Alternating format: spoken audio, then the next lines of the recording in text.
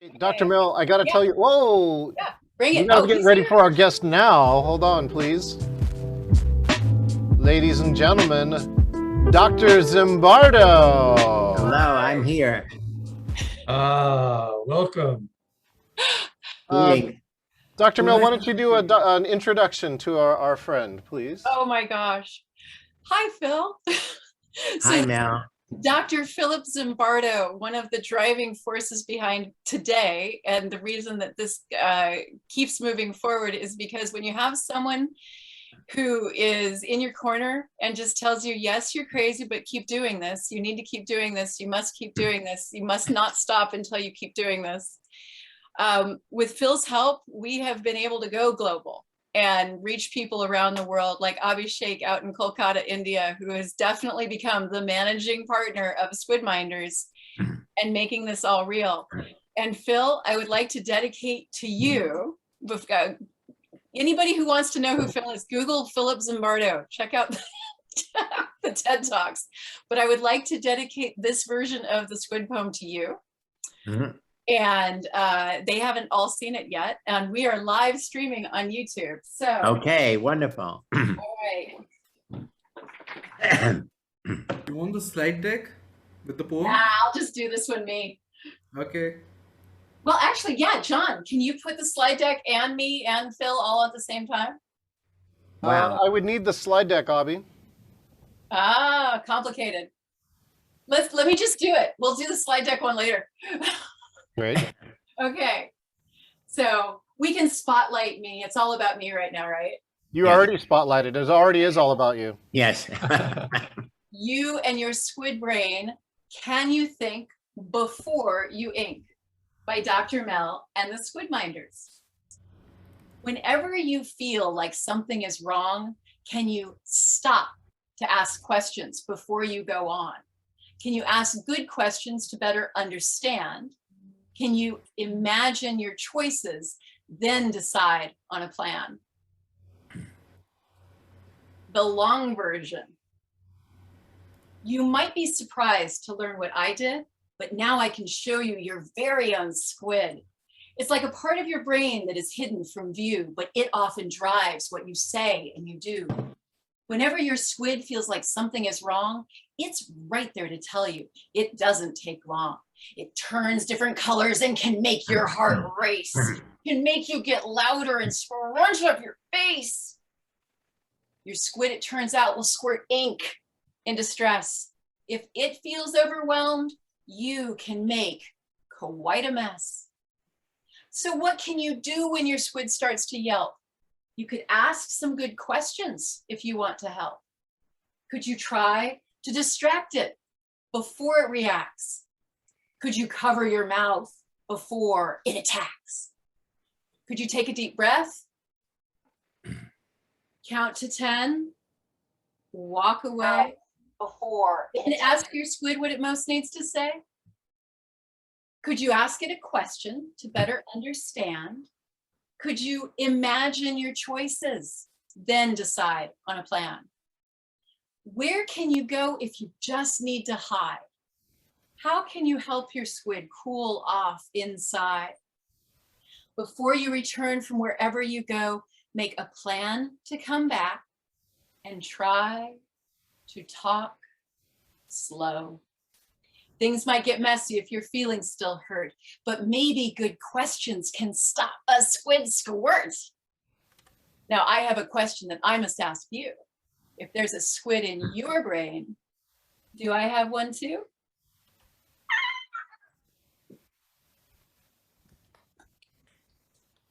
Bravo.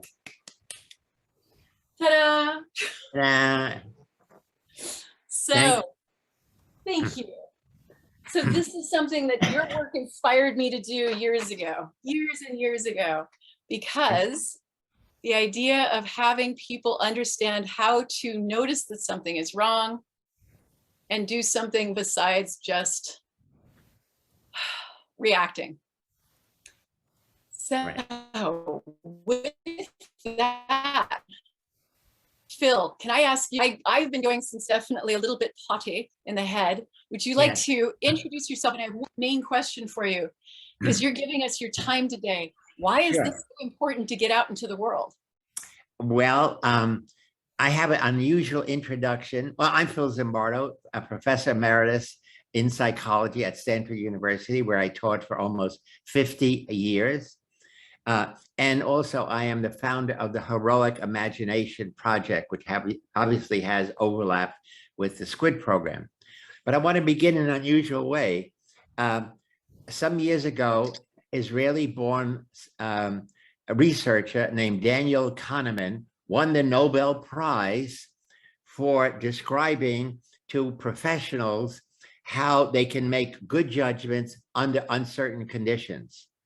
And I want us to think about nominating Dr. Mel Gannis for the Nobel Prize for helping ordinary people make really good decisions under situations of uncertainty. And her program reaches ordinary people around the world, not just professionals, as Danny Kahneman's did. So we should think about who would like to nominate Mel for the Nobel Prize in Behavioral Economics for the next year. And so with that, I'm happy to be part of Mel's birthday. And I think at some point, I presume everybody around the world is going to sing happy birthday, Mel, on October the 30th, an auspicious day. And I'm just honored to know her, to have worked with her for many, many, many years on a variety of projects in addition to her SQUID program. And I hope we will have a long and vibrant future together as SQUID reaches out its tentacles around the world.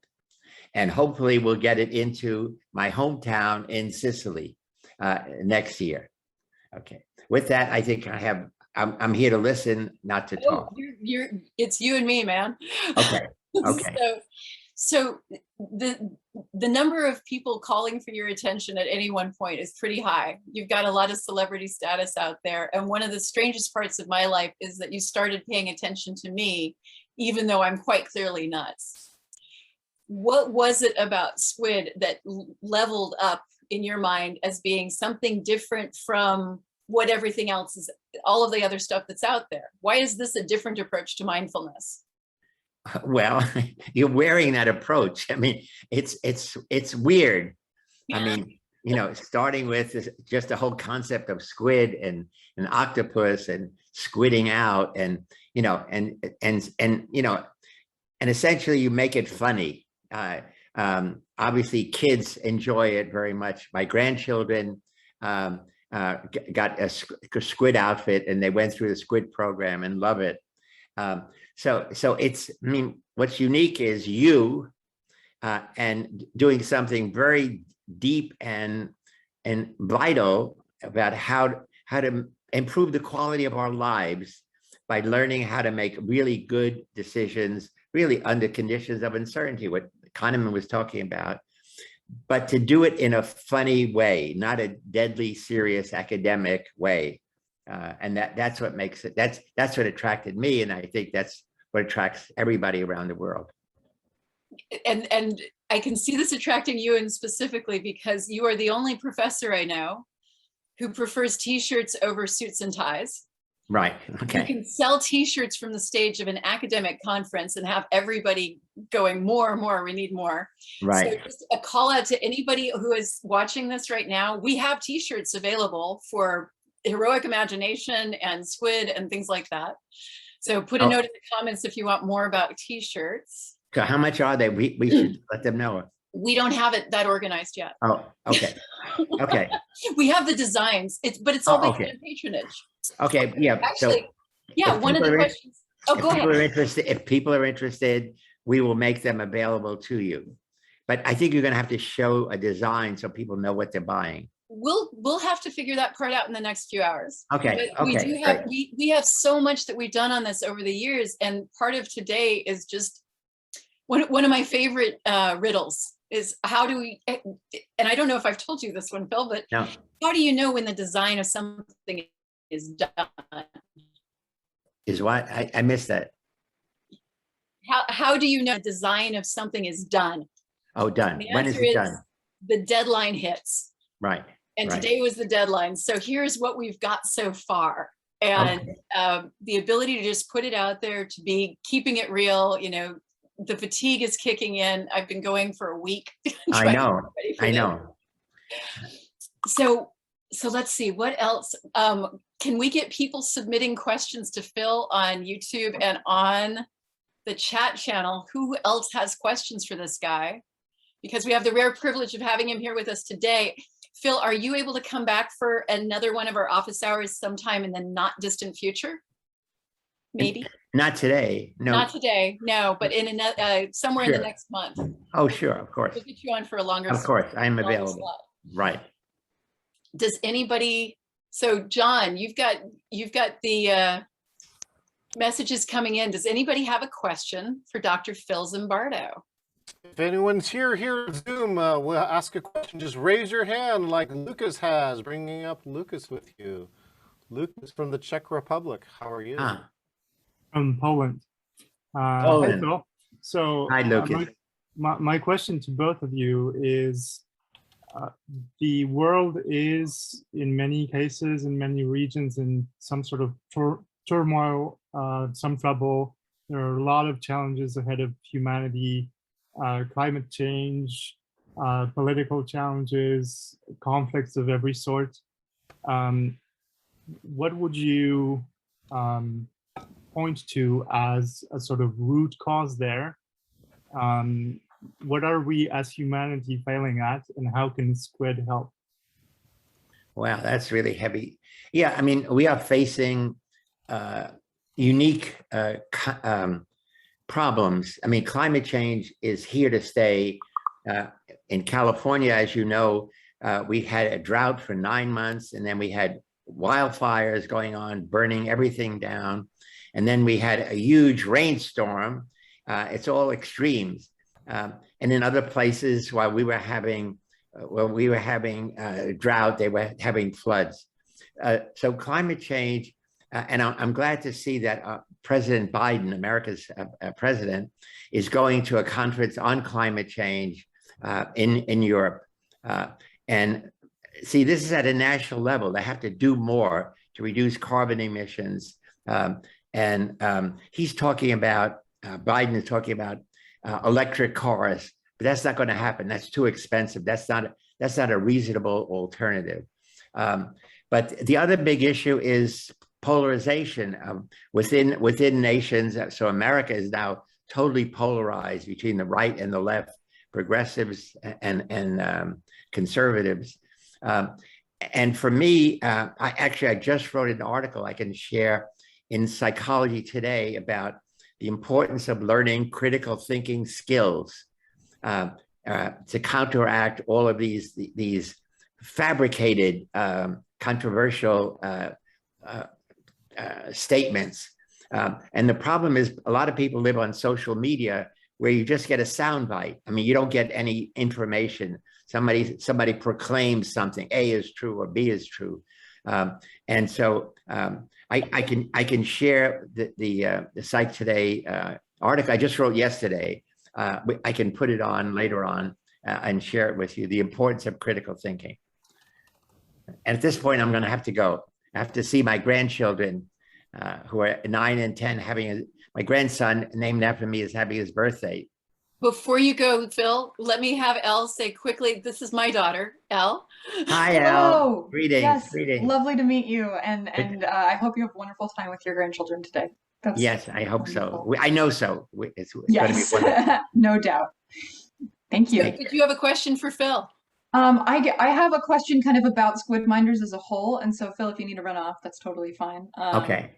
Yeah. Okay. But I'm going to go. yeah, so All right, Phil, thank you so much. Mwah. Everybody, and we're at the Phil. One sec. Can we have a picture? We're doing one group all of photo us and then you together. can go. Got everybody on screen. All right, everybody, hold it right there. Hold on, I got to save this one. Hands up in the air. Hands in the air. Hands in the air. Okay, hands in the air in 3, 2, 1. Got it. Thank you so much, Dr. Mel. Thank you. Thank you so much. Yeah. Dr. Zimbardo. Doctor, Have a great day. Doctor is in the house. See you again. Mwah. Have a great day. Thank you.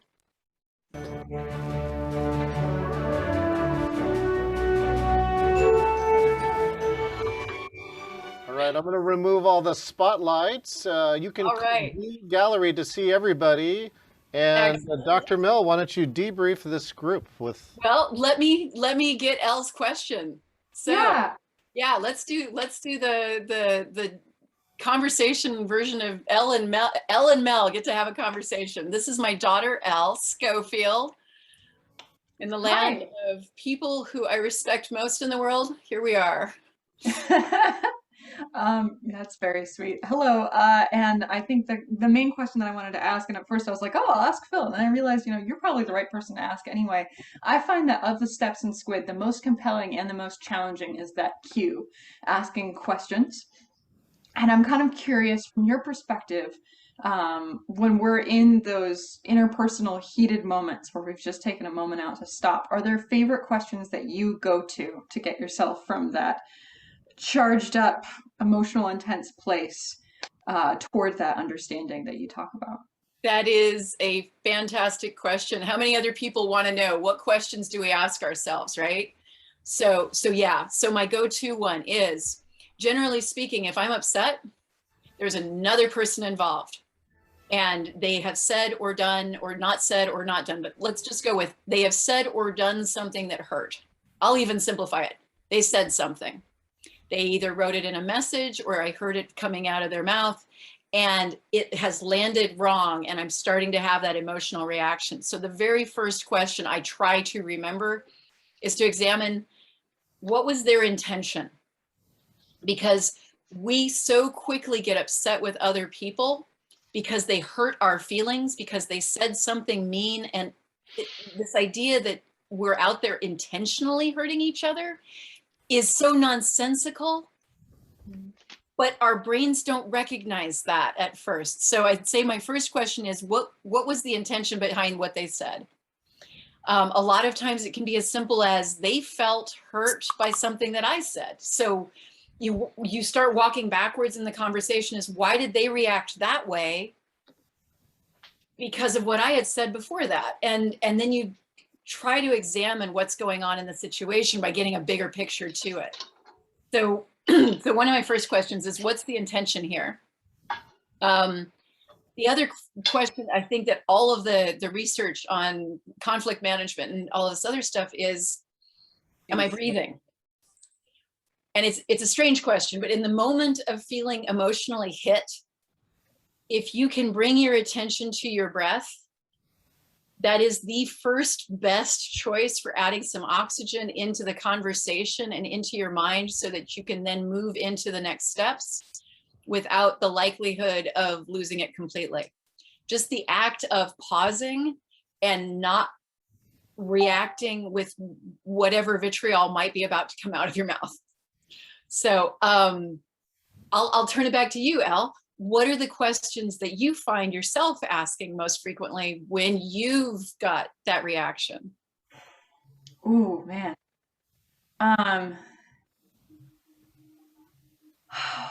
I guess, I mean, alongside the ones, I think that, what's the intention is so crucial. So that's, but I don't know if I always think of it quickly. Sometimes it takes me a while to get there. So thank you for stating that out. I think the other one for me is, often it's helpful for me to understand what it was that made me go into my kind of squid moment.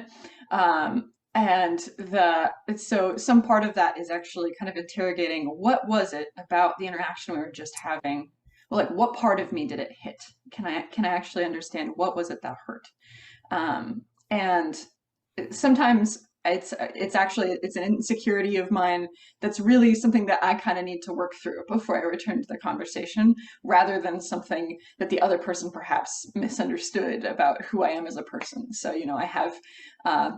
I'm someone who deals with anxiety a lot in my day-to-day life, and I think everybody does at this point after a year and a half of pandemic. But I have a generalized anxiety disorder. It affects my life on a regular basis, and sometimes people say or do things around me that hit my anxiety, and it's what spikes me out is like worrying about what people whether people think that I'm, stable or trustworthy or things like that, or deep insecurities of mine. And so people will say things that are actually totally benign, but it hits that nerve and I have to spend a little bit going, okay, that's the part of me that's stung.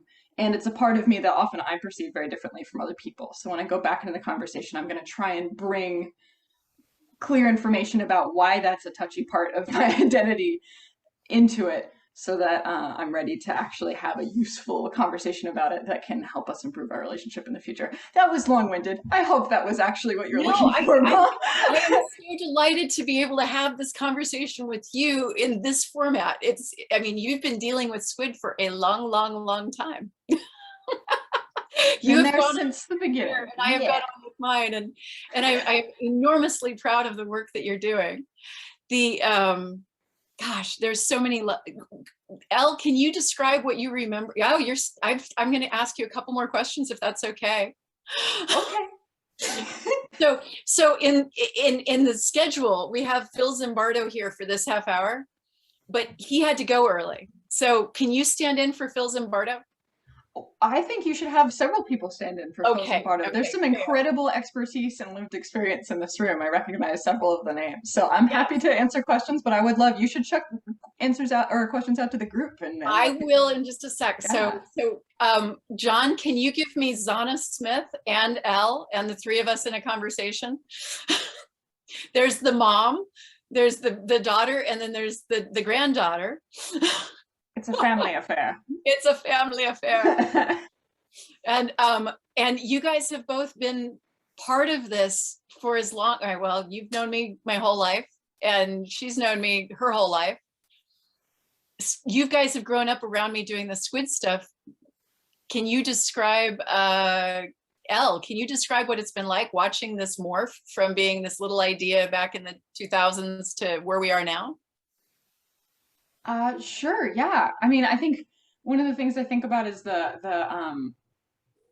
because you had this early idea where you described this, around 9:30 or so, that you're kind of trying to pull together, especially those first two steps of stopping and questioning circumstances, as a way to avoid a whole bunch of different types of risky situations.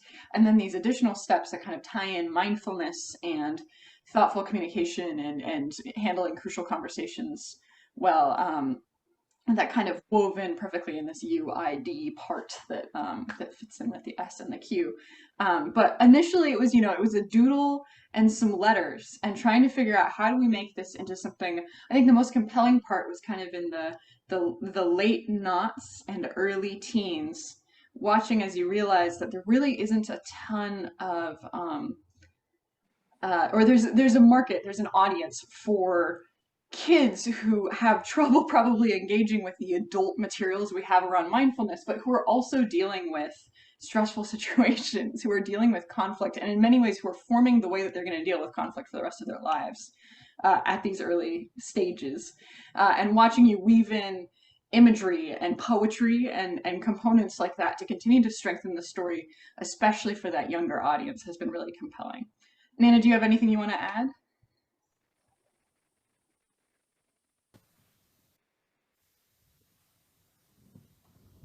Am I supposed to speak?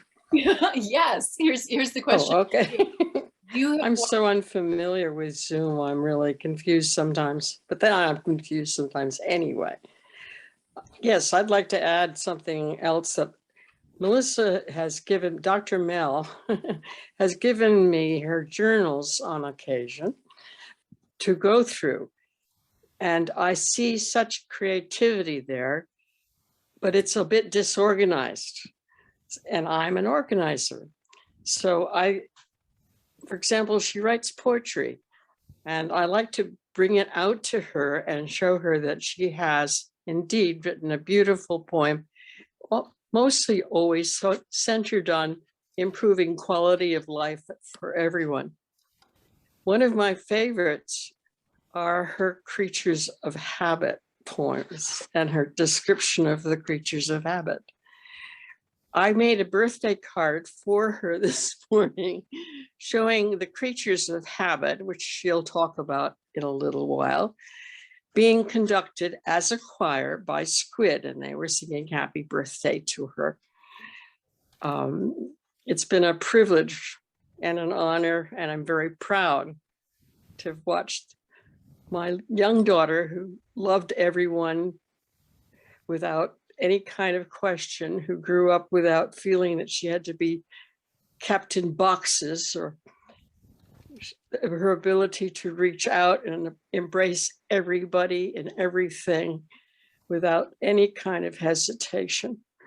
I'm very proud of you, Mel. Oh, thank you. One of the favorite compliments I've gotten is when I was working with Dr. Z, Philip Zimbardo, in 2015 on a conference. We were teaching people how to, you're having trouble hearing? Yes, I am. We are seeing the side of your face. Yeah, well, I'm trying to hear. So Dr. Zimbardo was working with me at an APA conference, and he was frustrated with me. And in that space of his frustration, he said, Mel, you don't just think outside of the box, you live there. True enough. And I have thought that is exactly that is the testimonial I think suits me very well. So. Well, I feel successful in having given you permission to live outside of the box, because that's been sort of my life too. Very much. If so. something interests me, I tend to go off in that direction. Yeah. Okay, well, thank you guys. Thank you, family. And a big shout out before we go to Professor Xanda Schofield, who is going to join us at some point later and has the reality check of head hurts. Our squid brains hurt. So other questions from the audience. Thank you, family, for the spotlight. Hey, Dr. Mel, this is Joe Welch, the Will Fairy again. I'm Right. just reminding you that we have all these people online here and all over the world. Why don't we do them a favor and kind of reset the room, let them know where we've been, where we're going, and so that if they're just logging on, that they know what they can find. Also, just a side note for everybody who's listening, I want to just remind you that this is a part of a 24-hour experience. You might be seeing the short version, you might be part of the long version, but if you love everything, love anything, make sure you take a timestamp so that you are able to come back and rewatch. Thanks, Joe. This is where I will hand it to one of my handlers. So let me introduce Abhishek, because Abhishek has joined me in this crazy quest to save the world with squid. And in what we have done over the last, so Abhi and I met because of Zimbardo, based on a slide deck. It all comes Made down to by Dr. PowerPoint Mill. slides. He drew on it. It was her and Dr. Zimbardo all drawn up, and it was beautifully raw, and it had all the colors, and that attracted me so much. Yeah, can you describe how you what was your experience on which day of this earlier this year? So tell us the date, tell us the situation where you first heard about squid and how we ended up connecting about 12 hours later. On 21st of July, I had a conference presentation at International Congress of Psychology, where I presented at a stage where Dr. Zimbardo performed a few days later. So I thought, okay, if him and I are presenting on the same stage, then I should say hi to him. And he came up and he had many good things to discuss. And in the end, he put up the slide deck with Dr. Mel in it, and he wanted to change the world. So I wrote immediately, and I had to be a part of this. I want to help change the world in a positive way, in a simple way, in a way that we can help each other and ourselves. It's not just for ourselves to squid, it's for coming together. It's the tribe. You see what's happening right now. It's not just learning the 5 steps. It's coming together, learning about each other, asking for each other's help, connecting with so many different souls across the globe. An opportunity I never had before, and I wish I can hand it to other generations that we come across. It's a whole family. That's what it is to me. Thank you. So I know we've got some new people logging in, and the whole point of having Phil Zimbardo on the schedule from 10 to 10:30. It's a super special day because it's Dr. Mill's birthday. And John, can you start with the toast? Let's toast to her. We're 3 minutes to toast. So, Abhi, why don't we introduce a few other of the other people who are joined us? We do have a few new people who joined us too. Is that Rick Sada?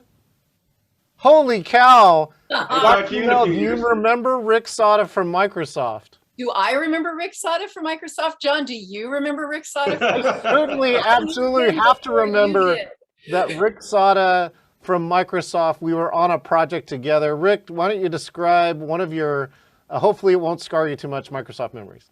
Oh, geez.